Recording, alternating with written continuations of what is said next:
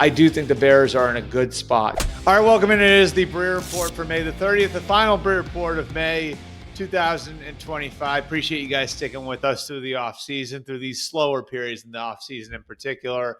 We got three topics for you to wrap up the week. The first one involves the Chicago Bears and Caleb Williams and some of the drama of the last couple of weeks. And we wanted to break a couple things down there. And the first thing really goes back to the anecdote that sparked a lot of this discussion last week. And that was from Seth Wickersham's book, where Caleb Williams had discussed not knowing how to study film and not being taught to study film by last year's staff. And I think in a bigger picture sense, talking about the original, and this was part of the book's reporting, the original idea of playing in Chicago and some of the trepidation that he and his dad had about him going to Chicago in 2024, and the history of the franchise with quarterbacks, the coaching staff as it was, and where all of that stood.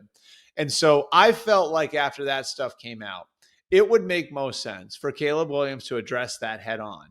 And that's exactly what he did the other day. He got up there at the podium. He explained his logic. It all made sense. He said that he and his dad were sort of looking at everything. I think this generation of athlete, it's what it is. You guys remember how Marvin Harrison Jr. handled his pre-draft process last year. Marvin and Caleb are part of that first group of players that graduated high school into the NIL era. So they've seen themselves as sort of individual businesses since they got out of high school.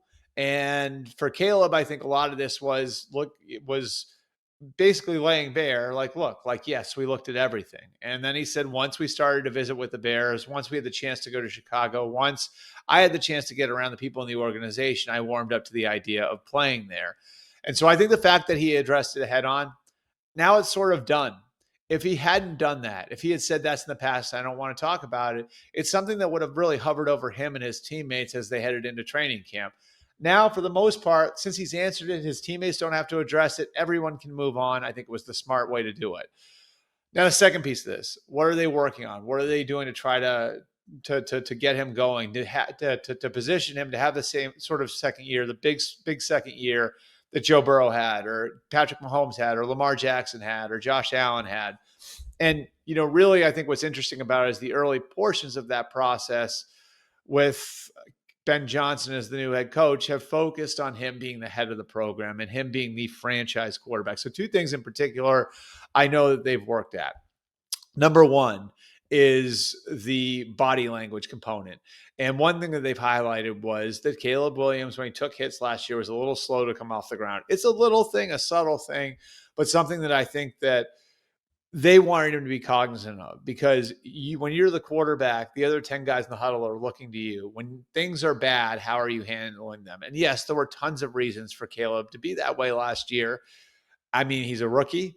He's playing with the coaching staff's fighting for his job. His offensive coordinator gets fired in early November. His head coach gets fired in late November. Just about everything that could go wrong did go wrong.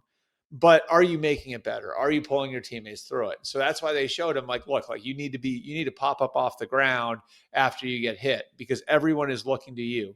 You are the bellwether for the team when you are the starting quarterback, when you are the franchise quarterback. So that was one thing. The other thing was some of the pre-snap procedure things. This is stuff that's simple but complex. It's a simple idea. There's some complexities to the way these things work. And one thing they showed him was early in a game over the course of the season where he was looking one way and the motion was coming from the other way. Sounds like a little thing, a rookie mistake. Yes, that's excusable. But why do you want to get that stuff tied up? Well, is that receiver who's going in motion, like, is he going to listen to you if you don't have that straight? If you're not in position to run the offense pre-snap, is he going to trust you post-snap? Is he going to trust you on a Wednesday in practice? So they really want to drill down on him, making sure that he is closer to perfect in that area too. Again, these are building blocks that are putting together, but everything to this point, haven't played a game yet, haven't even had a full contact practice yet, but everything to this point has been pretty good. And I do get the sense that Ben Johnson has a belief in Caleb Williams, and Caleb Williams has some trust that Ben Johnson is going to lead him down the right road. It's early, but I do think the Bears are in a good spot going into Caleb Williams' second year with a revamped offensive line with Joe Tooney and Jonah Jackson, Drew Dahlman aboard, with Colson Loveland added to the receiver to the skill group, with Luther Burden in there too at receiver. A lot of reason to be optimistic in a very tough division for the Chicago Bears. Our second topic, the drama between the New England Patriots and Stefon Diggs and everything that's happened this week. And in case you missed it, a video emerged from Memorial Day weekend. Not sure if it was shot Memorial Day weekend, but it came out coming off of Memorial Day weekend. Stefon Diggs on a boat with his girlfriend, Cardi B. There were other girls in the boat. There was a lot of dancing. There was a bag. And when you open the bag, there was a substance in the bag. Don't know what the substance was. There's been a lot of speculation on social media about that. So where does this go from here? Well, to begin with, Stefon Diggs was the Patriots' dice roll from the beginning. If you look at like the types of guys that they brought in and the types of people that they acquired, almost every one of them, except for Milton Williams, who was seen as A-plus character in Philly, almost every other one of them had some background with someone on the Patriots staff. Carlton Davis was with Terrell Williams in Detroit. Robert Spillane and Matt Collins were with Josh McDaniels in Vegas. Harold Landry was with Mike Vrabel in Tennessee. Almost every example. Morgan Moses was with Todd Downing in New York. Even Stefon Diggs was with Todd Downing in Minnesota. So what they were looking to do is similar to what Washington did last year, which is to add guys who would be program guys for them. Because Stefon Diggs has bounced around some, he was the guy who was a little bit more of a dice roll. So being seen that way coming in is, I think, a factor in all of this. So if we haven't even gotten to the point where we've had any even mandatory activity yet for the veterans, and this is already happening, do you have a problem? Well, I'll say this about Stefon Diggs. Work ethic is exemplary, right? Work ethic is has been off the charts good. He's very competitive. And he's mostly well-liked. Like now, of course, he's had some friction with the quarterbacks over the years, but for the most part, Stefon Diggs is a very well-liked player within the teams that he's worked for. But there's always something.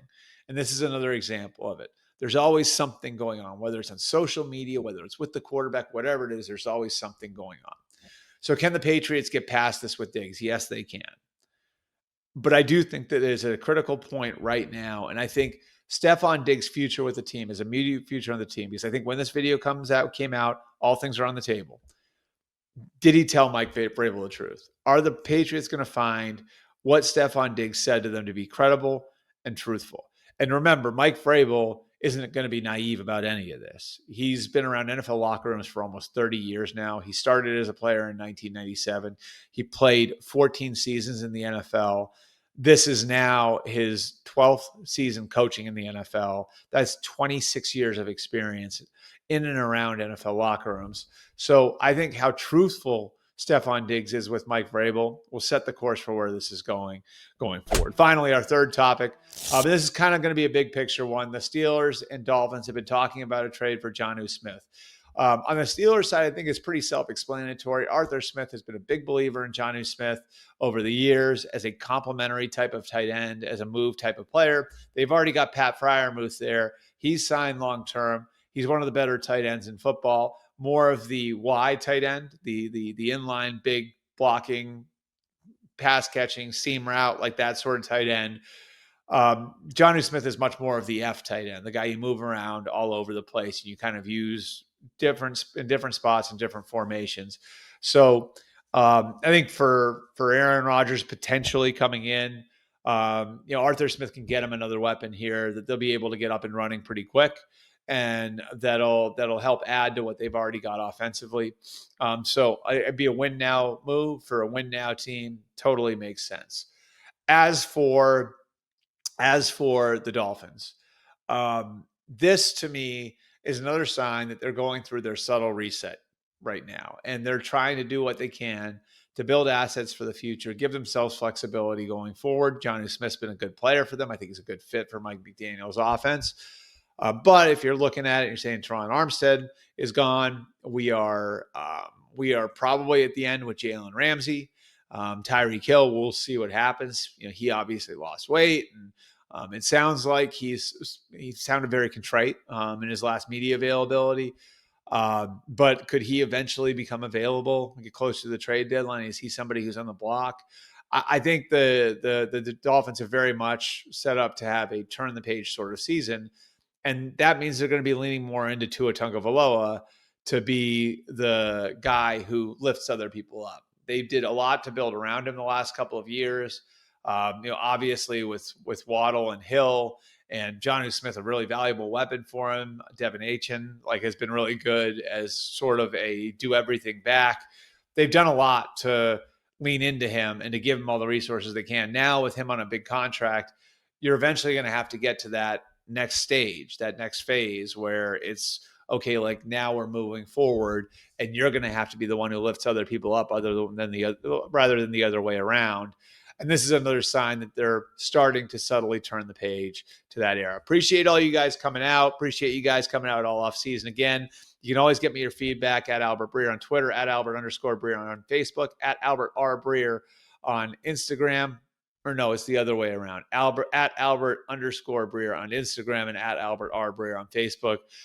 Give me all your feedback there as we continue to build this thing out, and love the feedback we've gotten already from you guys on all the work that we've done over the course of the offseason. We will be back next week with another Breer Report.